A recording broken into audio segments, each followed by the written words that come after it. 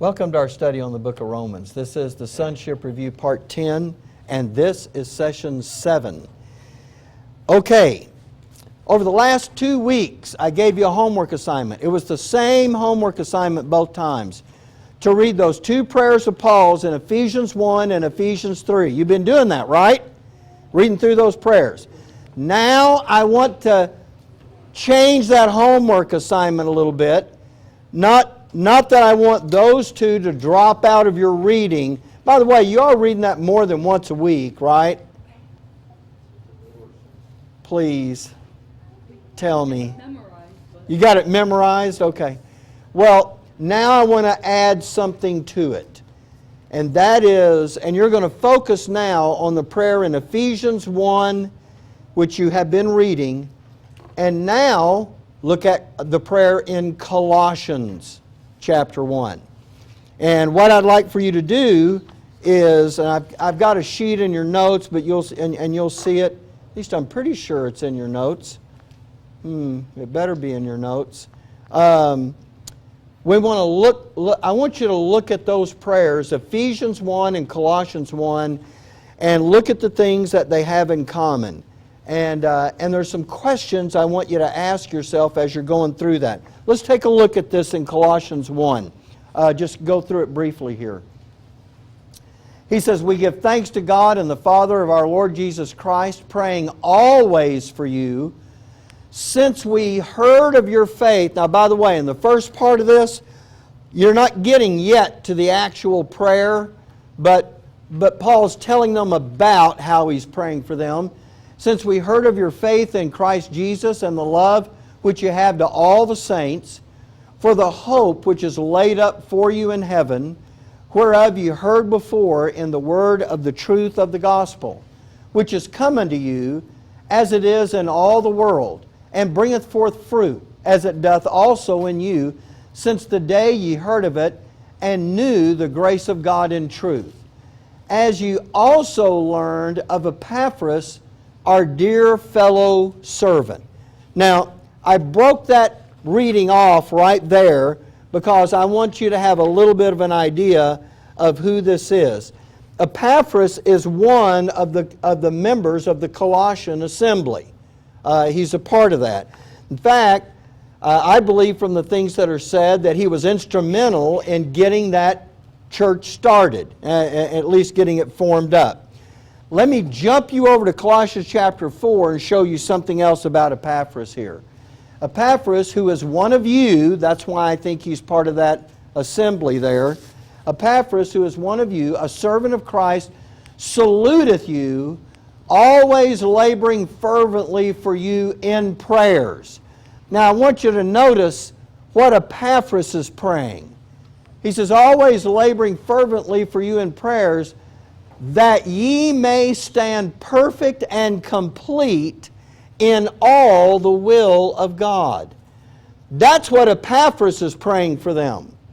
He's not praying that their washing machine will get fixed, or they'll get rain, or the kinds of things that clutter up most prayer lists. But he's actually now talking about by the way, have you ever in a prayer meeting in all your life heard anybody use that for a request? Pray that I'll stand perfect and complete in all the will of God. That just doesn't enter into it. Anyway, let's go on with this. "For I bear him record that he hath a great zeal for you, and them that are in Laodicea, and them in Hierapolis." And I gave you a map. I don't know, is it in your notes? Is the map in your notes? Okay, I cheated you. So here it is. Just to give you an idea of where all that is, you can see there is Ephesus, right below there is Colossus, and then Hierapolis and Laodicea. They sit right up north. I just wanted you to get an idea of where you are when Paul is talking about this. So anyway, I don't know why I decided not to give you that map, but let's continue now with Paul's prayer.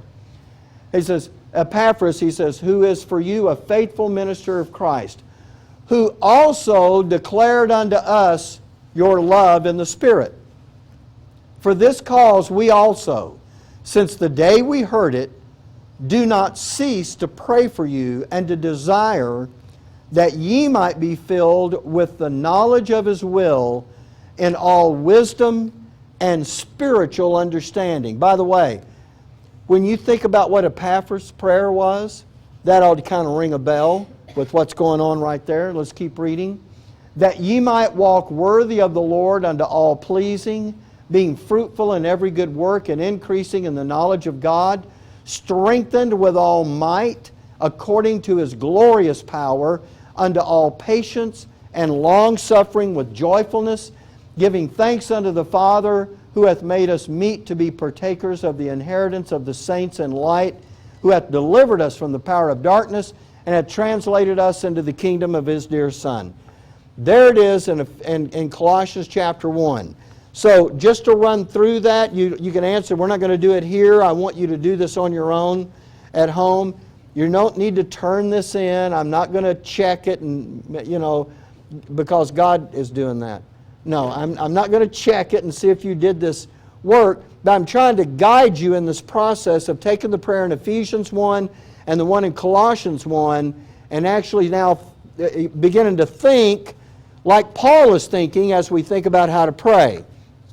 So the first thing I have down there is, what is the main focus of Paul's Ephesians 1 prayer? And just take a look at that and think about what you think about that. And then, what's the main focus of the prayer in Colossians 1? And then next of all, take note of the kind of terminology that Paul uses in Ephesians 1. And I gave you some blanks there, so you can kind of write down some examples. Why would I have you do that? Is that not in your notes? What? I mean, we only got 2 pages. It's got Matthew on It's not. What page is It's not in your notes? I really chinched out on you guys today. Well, the reason we only got 2 pages today is because we didn't finish up the notes I gave you last week. Okay, my bad. So, can I just, you can scribble it somewhere briefly. I'll be brief with it. All right, so as you're comparing these, here's what we're doing. So, for Ephesians 1, what is the main focus of Paul's prayer? The second one is Colossians chapter 1. What is the main focus of Paul's prayer? I'm sorry I didn't get that to you. You know what? I'll give it to you with the notes next week, but it'll be too late for next week. You know what? I'll do this, and then here's what I'll do. I'll send it to Linda, and she can email it to you. Oh my goodness. I can't believe you didn't have I didn't get that printed on there. Okay. So the next one is in Ephesians 1.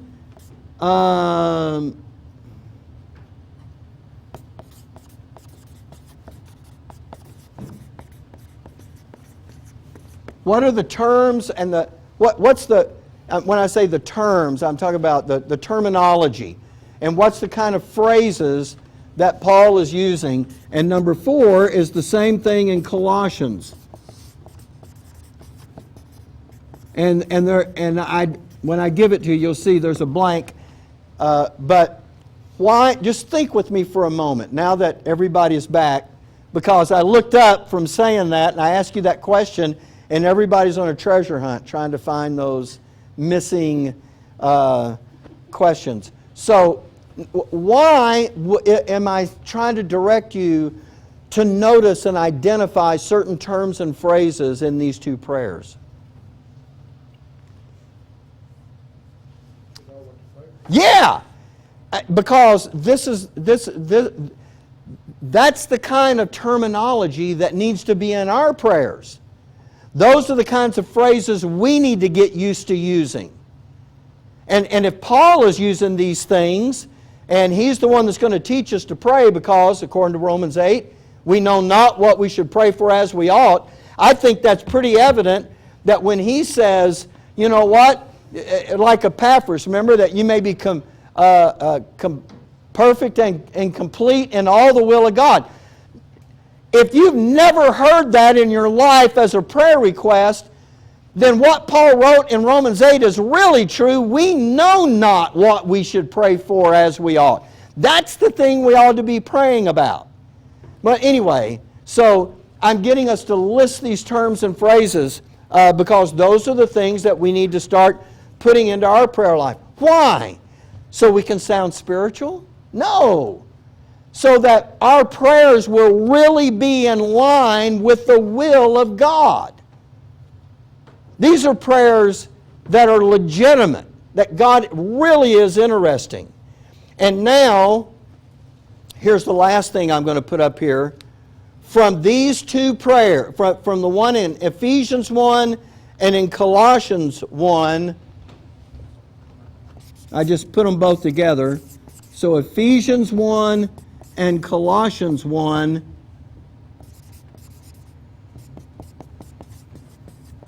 What lessons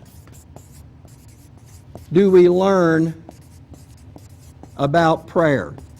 In other words, when you're looking at these and you're saying, what am I going to take away from this? What am I looking at here? If I'm going to, look, it's a shame, isn't it? We've gone to church for as long as we've gone to church, and yet we, thanks Nancy for taking care of that. That was driving me crazy. Every time the wind shifted a little bit, that door would open, and then I would close, and I thought it was closed, but okay, never mind. So, all right, so let's get back now to the reasons that we don't know why we should pray for as we ought. We left off last time, I gave you that main heading. Does anybody remember what that was? Because I know you were hanging on every word. It was your life's goal to just hear everything I said to you. The first reason I gave you is because our apostle said in Romans 8 that we don't know what we should pray for as we ought. But then I said the next four reasons are going to be why he could say that. And that next reason was because of who we are as Gentiles.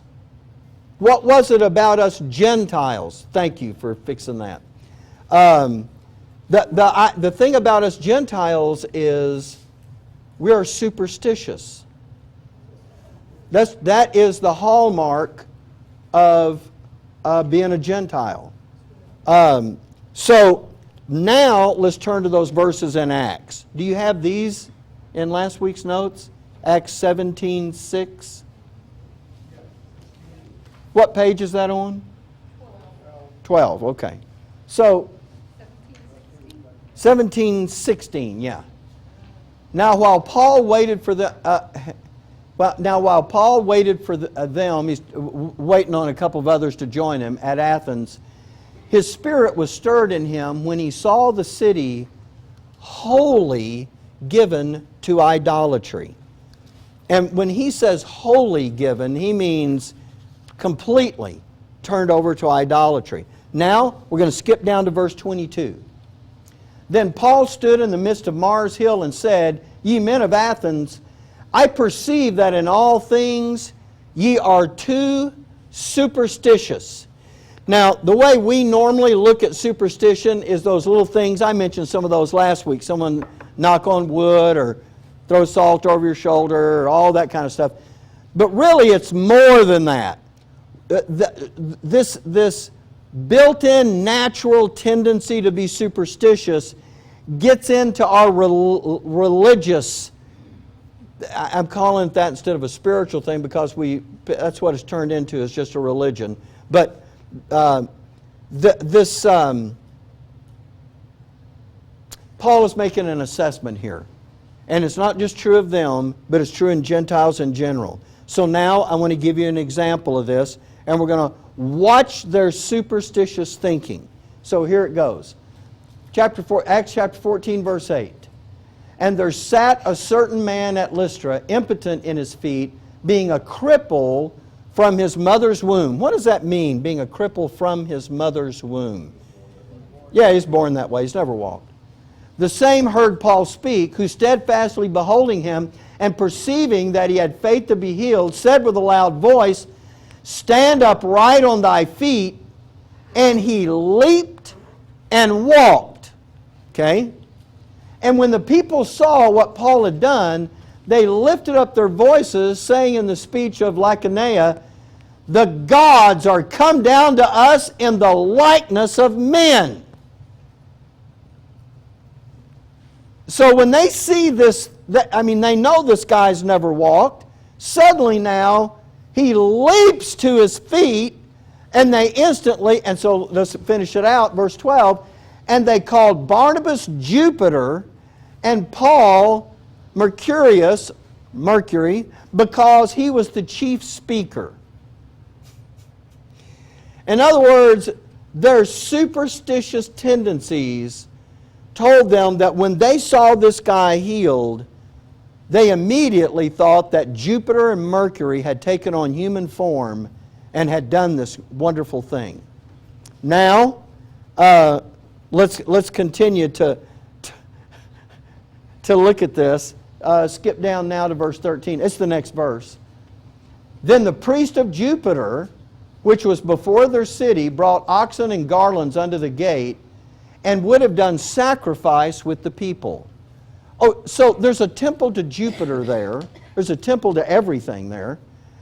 And so the guy who is the priest of the temple there for Jupiter, he's bringing animals because you know what they're going to do? They're going to make a sacrifice to Paul and Barnabas because this is Jupiter and Mercury. And they're going to sacrifice to them. Verse 14, which, when the apostles, Barnabas and Paul, heard of, they rent their clothes and ran in among the people, crying out and saying, Sirs, why do ye these things? We also are men of like passions with you, and preach unto you that you should turn from these vanities unto the living God, which made heaven and earth and the sea and all things that are therein. And with these sayings scarce restrained they the people, that they had not done sacrifice unto them. In other words, they almost just couldn't stop them, but they did. Now look what happens next. And verse 19, the next verse. And there came thither certain Jews from Antioch and Iconium, who persuaded the people, and having stoned Paul, drew him out of the city, supposing he had been dead. Wait a minute. Just a while ago, you were going to sacrifice to these guys because they're gods. Now, someone else comes in and they go, no, these are bad guys. So what do? They kill Paul. Drag him out of the city. Does that seem a little bit wishy-washy to you? I mean, could nobody in that group stop and think for a moment, wait a minute, a while ago we thought they were gods, we were going to sacrifice to them, and now someone else comes in and tells a different story, and now, you know what, we're just going to kill them.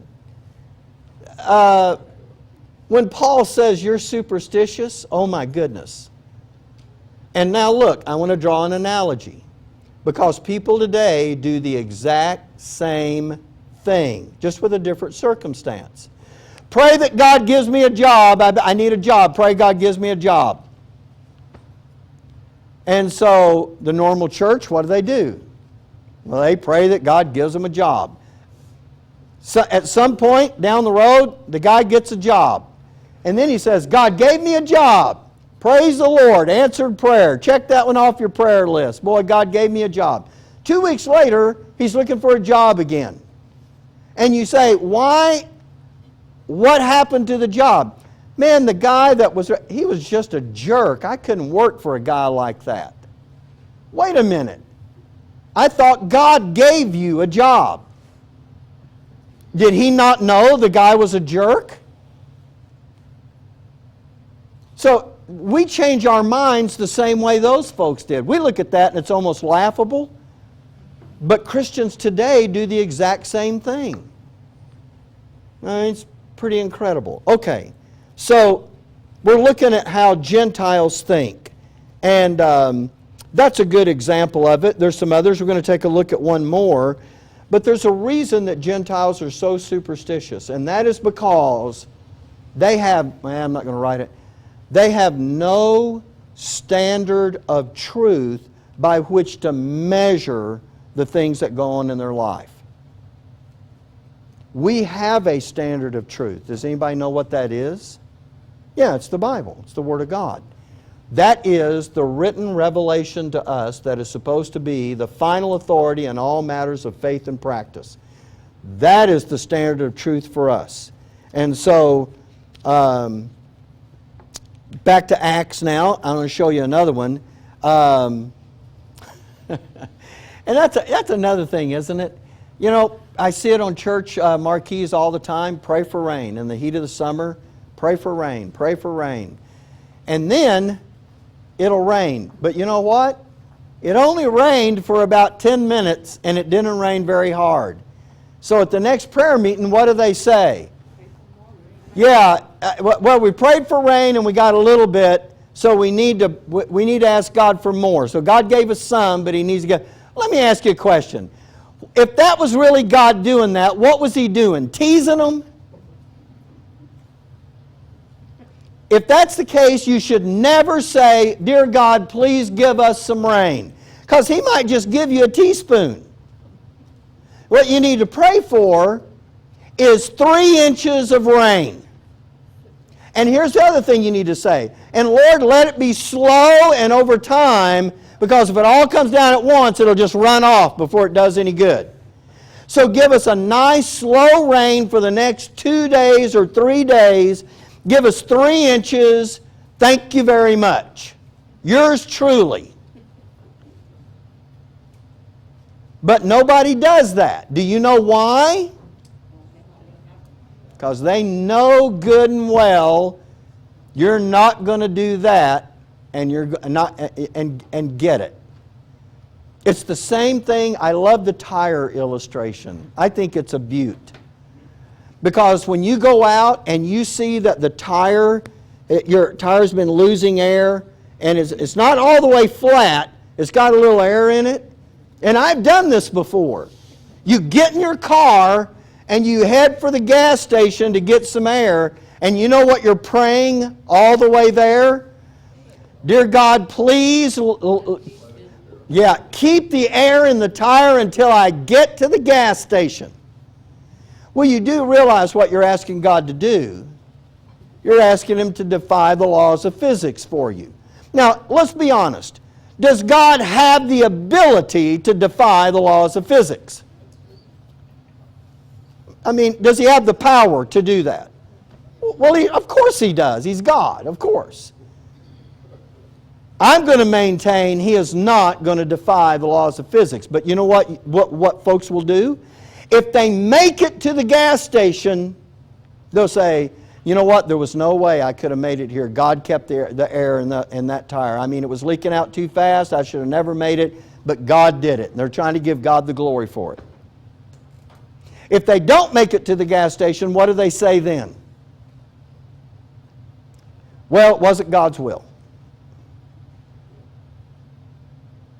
Well, I'm just wondering this. If you go out and you see that your tire is almost flat, and you're asking God to suspend the laws of physics and keep the air in there, what's the big rush about getting to the gas station? Doesn't He have the ability to keep the air in there for the next 3 hours as easily as it is for Him to keep it in there for the next 10 minutes? I mean, if you're God, is that really a problem? In fact, I'll do you one better. Since you're asking God to just throw all the natural laws out the window, why don't you just ask Him to air it up?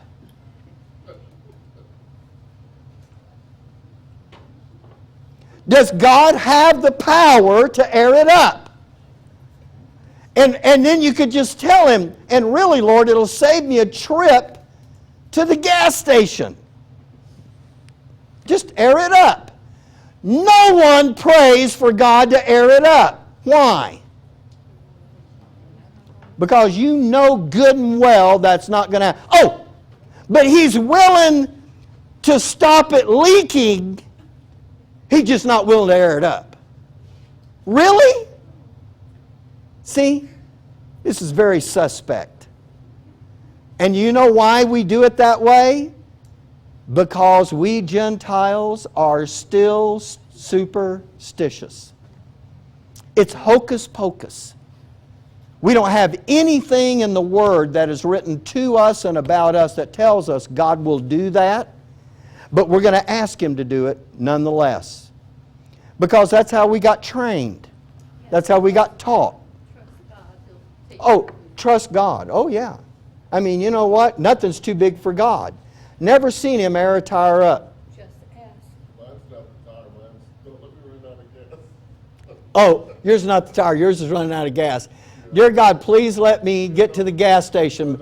Like God is suddenly now going to give your pickup 50 miles to the gallon. Yeah, not going to happen.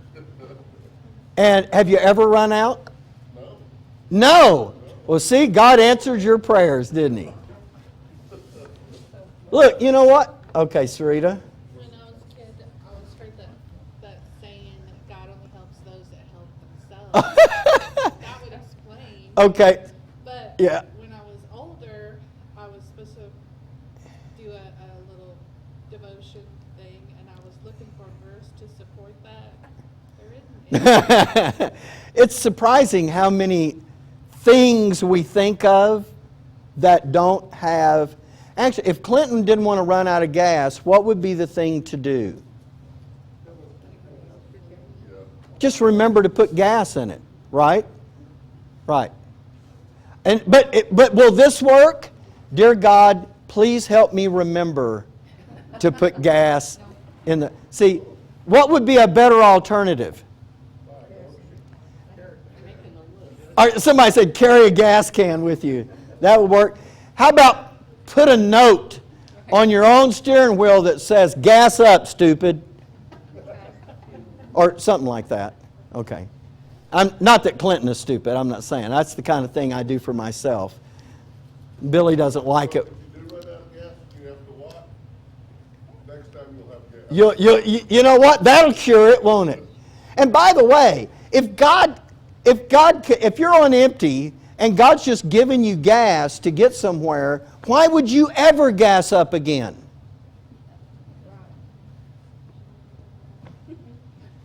What, is there a limit? Okay, God can answer this prayer, but there's a 2-gallon limit. Is that it? See, this becomes this becomes ridiculous after a while. By the way, that little saying, God helps those that helps themselves, I'm wondering how. Yeah, so thanks for that story. Yes? I would say it's supported by the verse that says the man who won't provide for his family is worse than unbelievable. Because there are people that are like, well, God will provide. No, you need to do it. Right, that's a good point. There's always people who are thinking, God is going to do it, so I don't need to worry about it. Yeah, don't have to. You do have a responsibility, but the part I'm having issue with is God helps those that helps themselves. Well, look, if you put gas in your truck, you don't really need His help. Do you? For that? What? Dear God, please give me the strength to pull the lever on the pump. You already have that. So, They don't have money. I get it. I get all of that. I get that. So, okay. But again, all of this is illustrating how superstitious we are. Even when we become believers, we have to be taught how to think about things and how to do that. All right, let's do this other example, Acts chapter 28. Oh, that buzzer go off? Yes. Did I turn it off? Yep, crank us back up.